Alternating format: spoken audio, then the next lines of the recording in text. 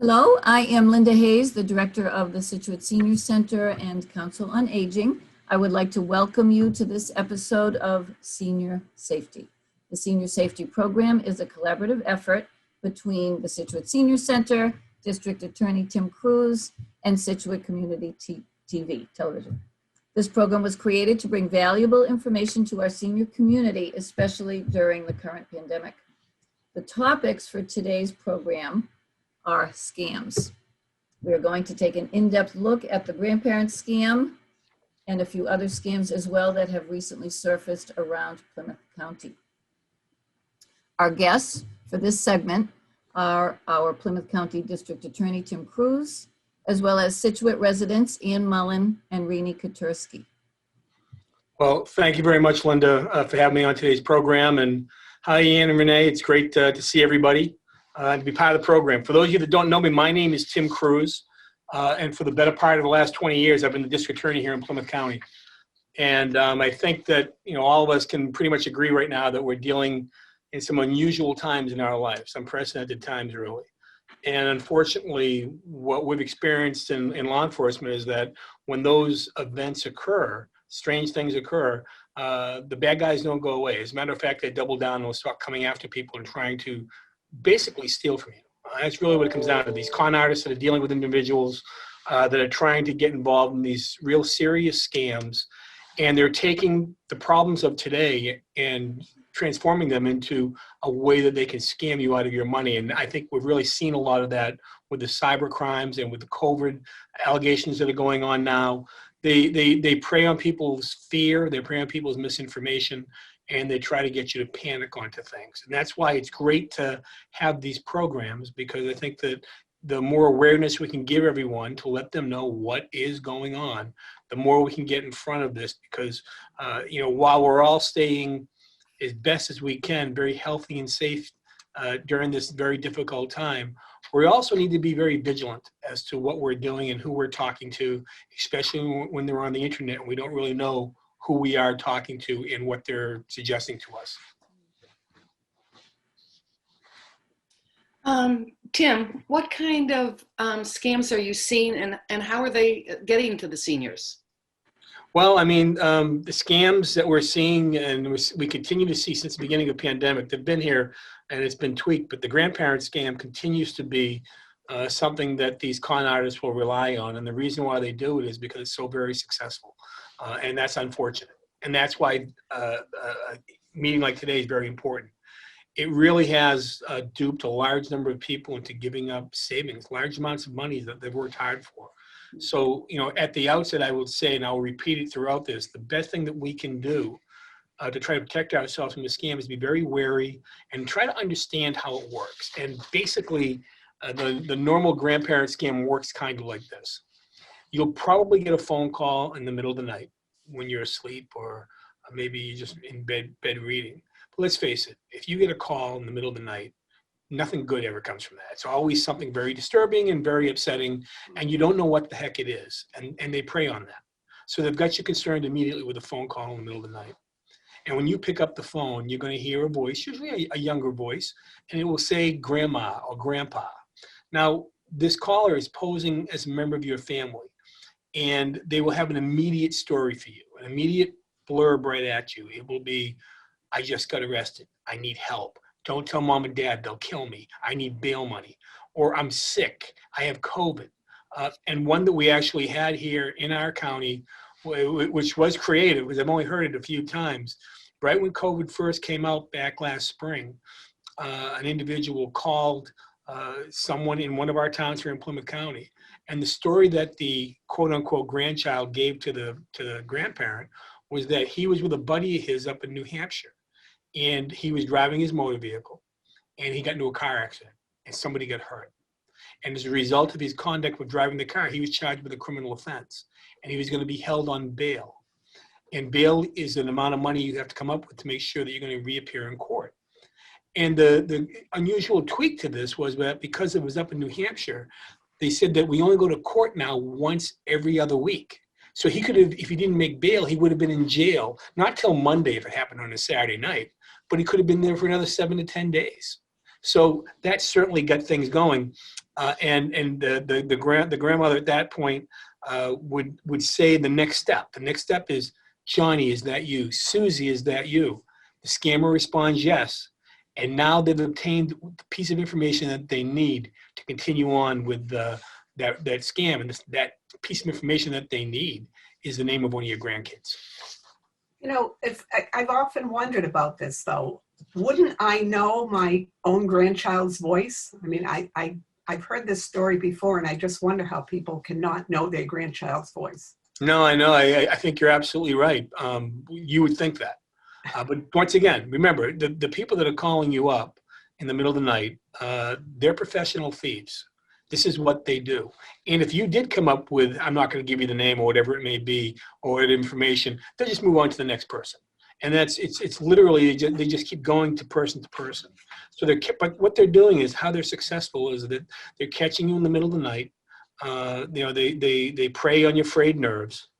And as soon as you say your grandson or your granddaughter's name, and you would think, if they just gave you a brief statement, yeah, I probably would recognize their name. But once you give them that, they'll say, hey, you know what? Like in that car accident scenario, well, my buddies that was in the car with me, his dad's a lawyer. Here's his dad. He can explain it to you better. So now, or they'll give you a doctor if they're alleging that they're sick in the hospital. So what they've done is they immediately get off that conversation that you're having with your grandchild, and they're now giving you the voice of somebody who your grandchild in this very difficult situation is relying on. So therefore, now you're talking to this person, and this person, this attorney, this doctor, is going to go to the next step as to what needs to be done. And usually what it is, it's a process whereby they're trying to get money from you, money for a bail, money for a hospital bill.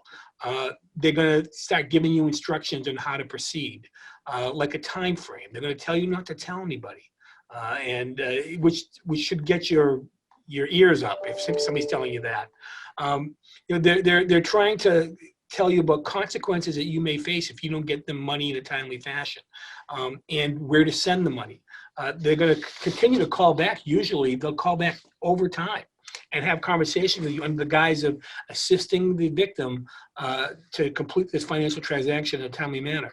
And some of them are so bold that they've actually sent couriers to people's house. And in that case I'm talking about, originally when we had the woman that was told that her grandson was going to be held on bail and court wasn't for another 7 to 10 days, that conversation lasted all day long. And all day long, they cajoled this woman. And she eventually went to the bank. And banks are training their employees, and even supermarkets are training their employees. If somebody comes to your bank or somebody comes to your supermarket, and all of a sudden they're asking for something unusual. I need $500 in gift cards, or I need $800 in cash. In this instance, this woman went in and asked for $8,000 in cash. And the bank employee said to this woman, "Are you okay? Are you in trouble?" And because she was so scared because of the way this person had set her up over the course of the day, she said, no, I'm fine. She got the $8,000 cash. They sent a courier to her house. Now remember, this was during COVID. So the car parks at the end of her driveway. The guy's wearing a mask. And he stands out there, and she walked down to the end of the driveway and gave that man $8,000 in cash. And then they say to her, well, you wait a couple hours, you're going to hear from your grandson. Of course, the grandson never calls because he doesn't have any idea what's going on. Eventually, she calls and finds out the whole thing's a scam. But by that time, the money's gone. Now, we're lucky in that instance. We've actually made an arrest in that case, only because of a lot of great work by the state police and by the local police. But that's an aberration. That doesn't happen. Once they get the money, very difficult, as the old saying goes, to put the toothpaste back in the tube. It's very difficult. Well, that is amazing. What, Tim, should our seniors do if they receive one of these calls? What is the right way to respond? The most important thing you can do is resist the urge to act immediately, no matter how dire, no matter how stressed out this person sounds to you. Try to verify the caller's identity. Try not to say the names of any of your family members. Don't give them additional information. Try to ask questions that a stranger wouldn't have the answers to. Don't be afraid to reach out to a family member, even if you've been told to keep this a secret and don't talk to anybody. I mean, think of that. There's some terrible event going on. You can't talk to your family about it, and you can't talk to the parents of the child about it. But most importantly, don't ever send cash. Don't ever send gift cards. Don't ever send money transfers. Because like I said, once they get the money, it's usually gone, and you're never going to get it back, notwithstanding all the best efforts that we may do to try to get it. That's good advice for us. Are there other scams that are going around right now we should be wary of? Yes, and unfortunately there are. There's the COVID-19 scams that are going on right now. A lot of it pertains to contact tracing and fraudulent billing of Medicare for COVID testing, for treatment and supplies. The contact tracing scam kind of works this way. You will either get a call or you will get a text, and it will say something to the effect of, good morning, according to our system, you're likely to have been in close proximity to somebody who has tested positive for COVID-19. This means you need to self-isolate, and you also need to take a COVID-19 test. Now, if somebody said that to me, what do you initially think of? Who was I near? Who was I near that has this? What they're going to tell you when you say that, they're going to say, well, we can't tell you because of the HIPAA law, because of the medical privilege laws, and therefore we can't share the information because it's confidential. And then they're going to tell you that you need to be tested within 72 hours. And they want your mailing address, the best one that you have. And they're going to send you a kit. And they're also going to ask you for a credit card number so they can charge you for a one-time fee of $50. Now, when you question that, and you're going to be told it's not for free. This is a one-time fee of $50 to get the kit and the test results. They will pressure you to read your credit card numbers. If you push back that there shouldn't be a fee, they're going to threaten you with penalties for not complying. So they're going to be very aggressive but very pushy, and they will scare people. That's what they do. Earlier this year, the Massachusetts Senior Medicare Patrol Program sent out an alert warning seniors to never accept any form of COVID-19 testing from anybody other than a treating licensed physician or from a state-designated testing site. We've also heard of scammers who are going door to door and approach people in public with an offer to test them for coronavirus and give them a false positive result and offer to treat you immediately. Through that scheme, they've illegally obtained Medicare numbers and money. And they've gone so far as to bill Medicare, if you can believe it, for the sham testing, the treatment, and the supplies. There's other scams that are going on also. Social Security scam. You're going to get a phone call from an individual who's pretending to be a government employee working for the Social Security Administration or some other government agency. You can really interchange whatever the agency may be. But to assist their scheme, they're going to email you false documents. They're going to look really official. Through email, they're going to look like they're legit. This is a scam. The scam, they call it phishing, and I'll explain that in a little bit. The scammer is going to tell you there's a problem or there's an issue with your Social Security number and on the account, that you owe a debt, that you owe a fine. They're going to threaten to arrest you or pursue other legal action if you don't pay. They're going to ask that you pay your debt or your fine with either, once again, retail gift cards, prepaid debit cards, or transfers, wire transfers, or cash. Wow. I think I've had some of those Social Security calls. I'm not sure. But I'm wondering, how can we protect ourselves even more? I mean, having this information is great, but are there other things we can do to protect ourselves from these scams? Yeah, absolutely, Renee. I mean, the best thing we can always do is remember, just take a step back and think about the process that's going on there. First and foremost, a government employee, they might call you, but they're never going to threaten you. And an employee of the Social Security Administration is never going to tell you, I'm going to suspend your Social Security number if you don't do X, Y, or Z. An employee of the Social Security or any government agency is never going to demand immediate payment from you. They're never going to demand that you pay a fine with cash, prepaid debit cards, gift cards, or wire transfers. If you receive a threatening call from a government agency, you should give them a call. Now remember, just recently we were all getting those IRS calls. I mean, you get all these messages in your machine, be the IRS. If you don't do this, we're going to come arrest you. Well, like I often tell people, and it's a secret of law enforcement. So I'm going to ask you don't tell anybody. But the secret's this: when the government agencies are going to come and arrest you, they're not going to call you first. They're just showing up. Okay, so if they are threatening you with that, then you know it's a scam. And think of it for a second. If they're saying to you, okay, you owe X amount of dollars because of whatever reason, and all you got to do is bring us a Shaw's Market gift card for $500 and we're going to forget about it. How does that sound legit? It's not legit. So although it sounds crazy a little bit, when you attack people that way, and that's the way I look at it, people are being attacked by these individuals. When you attack people that way and you scare them, some people will unfortunately fall for it, and they will give up things that they're not going to be able to get back. Absolutely. So this one maybe is a little bit more complicated. Tim, I received an email from Amazon telling me that my Amazon Prime membership was up and that my card associated with my Prime account was no longer valid. They wanted me to update my card or add a new card onto the account. And I don't know if this is a scam or is it real? It's hard to tell. Yeah, I'm glad you asked that, Linda. I mean, it's unfortunate, but we're seeing it throughout our county. It's more likely than not a phishing scam. During the pandemic, we've seen an increase in phishing scam emails that have malware incorporated into them. These emails often contain misleading information and false links. And a few of the phishing scams that we've seen in our county pertain to Amazon, Comcast, Netflix, Facebook. They all land in our email boxes, and they all get people to respond to them. I guess I don't totally understand this phishing, and how do these scams usually work, and what can we do to protect ourselves from them? Yeah, and keeping all the scams straight is not easy, especially because they're always changing. They're very malleable. They change, like I said, they change at the times. But for those of you that don't understand what a phishing scam is, it is spelled phishing with a PH and not an F. Phishing is a type of an online scam where the criminals are going to send you an email or a text message that appears to be from a legitimate company. The scam usually involves some form of an alarming ruse to startle you, once again, so you're going to be inclined to follow their instructions and provide your sensitive personal information. These emails and these text messages have malware incorporated into them and often contain misleading information and false links. So, for example, in that Amazon scenario, a person is going to get an email stating that their Amazon Prime subscription is about to expire, but there's something wrong with the credit card associated with the account. It's going to be updated, or it's going to be a new card needs to be added to renew the subscription. Now, the email is going to look legitimate, and the Amazon logo is going to be on it. In the from box on the top of the email states it's from Amazon Prime. But if you click on the Amazon Prime in the from box, a very weird looking email is going to pop up there and display itself. It's not going to be from Amazon Prime. It's going to be able to be self-explanatory at that time, and you can determine that that is a fraudulent email.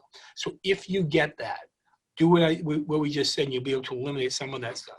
And like I said, keep in mind that this link is probably malware. Malware is designed to steal your personal information that you enter into the forms that they supply you. So if you fill out their forms, they're going to get that information, and then they're going to use it against you either now or later. So sometimes I've gotten a text message stating that I had a package that was going to be out for delivery. And the text had a tracking code and a link to set up delivery options, which seemed legitimate. But is it legitimate? And do I have to be wary of this? Yes, you definitely need to be wary of this. This is a phishing scam. They call it smishing.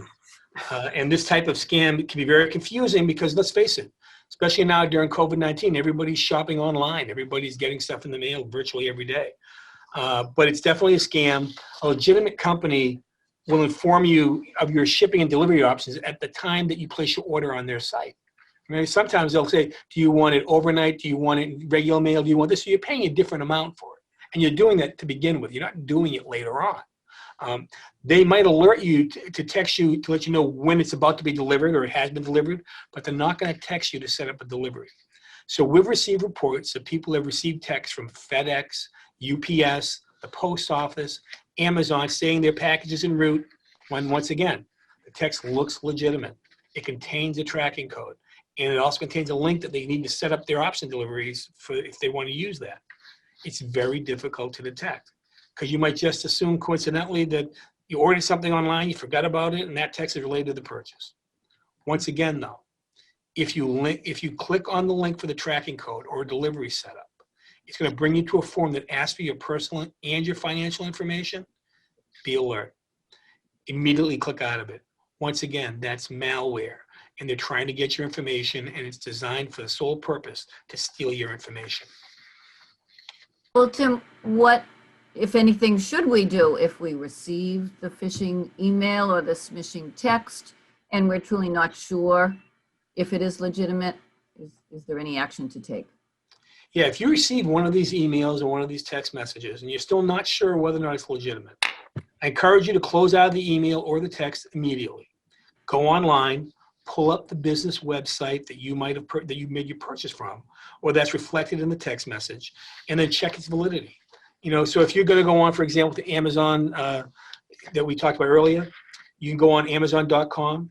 You can sign into your account using the login section on their website. Go into settings.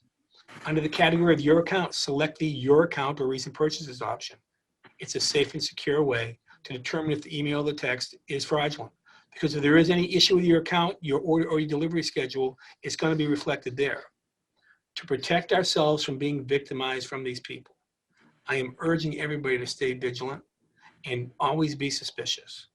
Lastly, anybody that believes they might have been scammed or that their information might be compromised, we have to contact our local police because we have to get the word out. And I know that it can be embarrassing. People feel they've been taken and they're embarrassed by what happened. Nobody should ever be embarrassed by it. Remember, these people are professional thieves. They're good at what they do. They can talk a dog off a meat wagon, and they can. The longer they talk to you, they're going to be in a position to try to get your information.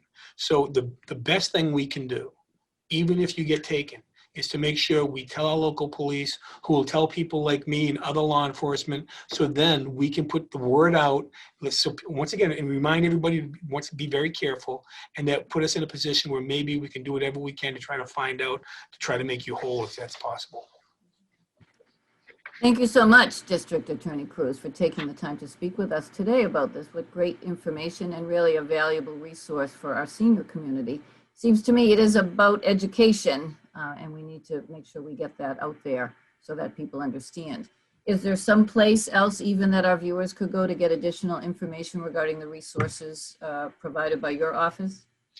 Yes, Linda, there is. There's our website, PlymouthDA.com. We have an abundance of information on not just scams that we deal with every day, unfortunately, but also the many things that we do in the county and in the community on a preventative aspect. We have all sorts of phone numbers, and if you have questions about things, other directions and websites that we can send you to.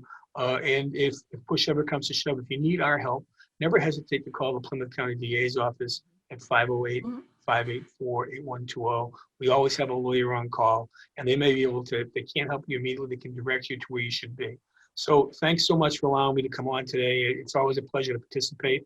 And Anna, Renee, thank you both for joining in. It's great to be able to share this information, and maybe we can prevent something before it happens. So everybody stay safe. Thank you. Very much. Thank you. That is just Very great. good. So I would like to take this opportunity again to thank District Attorney Cruz for coming on the program with us. And I'd like to extend a special thank you to Ann Mullen and Rini Kotursky for coming on with us and asking such insightful questions to help guide us.